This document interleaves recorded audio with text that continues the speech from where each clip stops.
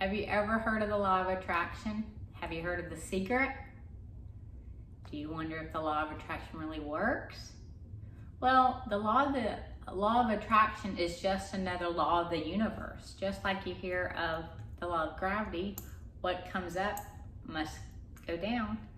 Well, the law of attraction is just another law of the universe. It basically is a law that says we attract what we focus on. See, so many people have these hopes and these desires, and a lot of them are working really hard and they're struggling. But see, what happens is they start to face challenges, and when they face challenges and things don't go their way, they want to give up, and that's where they become victims. See, once you become a victim, it's hard to get out of the victim mentality. And what is a victim? The victim is when someone is letting the things around them control how they feel, control their circumstances. We literally have the power within us to change how we feel. Have you ever just got some really good news, or you were sitting at home alone, you were not around anyone, and thought of something really exciting, and instantly you changed the way you felt? It's just like that. You have the power inside of you. It's just that you have to know that you have it. And the law of attraction will serve you when you understand that. Because what we focus on, we expand. So we have to be very careful about our awareness. What are you focused on? That's my question. What are you focused on? Because if you're focused on lack, you're going to attract lack. See, that's kind of what happens. People start struggling with bills and they can't pay their bills, and they're so focused on lack, they can't get out of the problem. Instead of focused on a solution. I know what you're saying. Well, it's hard to focus on a solution when I have a problem. Well, as long as you're thinking about the problem, you're gonna get more problems. So what do? You change your focus. You start changing your focus on something new, create something new, whether it be a skill, get out, go walk, go for a jog, change your energy. The law of attraction is about vibration, vibration, vibration, and that's how you attract. Did you know there's new technology called a magnetoencephalograph? What? A magnetoencephalograph. That's a probe that they put outside the head, and it is measuring the brain activity or consciousness. How can that be? I thought my consciousness was in my head. No, it's not. See, a lot of people don't know that their consciousness is not in their head. Think about that. Have they ever found the voice in your head? Have you ever seen them? You ever sit still and hear that voice and it starts telling you things? Sometimes you like it, sometimes you don't. So that magnetoencephalograph basically is just like the EEG. You know, the probes that they put all over the head called the encephalograph. Well, it's basically the same thing, but they have now got the awareness that they don't even need to put those wires on someone's head to get that activity and to measure the consciousness. So with that in mind, I want you to know there are two types of consciousnesses. That's a tongue twister. Try it. Consciousness. There's your single consciousness. That's you. That's me. We have our own consciousness. And that affects, that is our energy around us. They literally can measure with technology the energy around us, and it can change depending on our thoughts.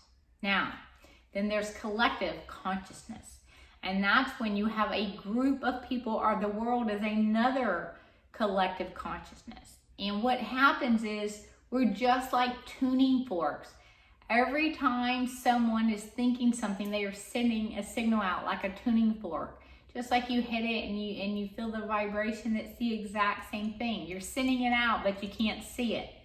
That's how people connect. Ever feel someone's energy? You're feeling their vibration. They can see it, they can measure it. It's fascinating. So they have proven this in studies and studies. I would encourage you, if you like to read, to pick up The Power of 8. It's an amazing book.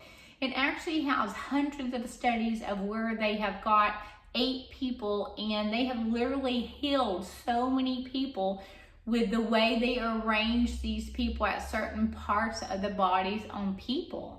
Dr. Joe Dispenza, he's another great one to look up. Podcast, I've done a couple of his great seminars, and he truly, they measure in his seminars some of these measurements.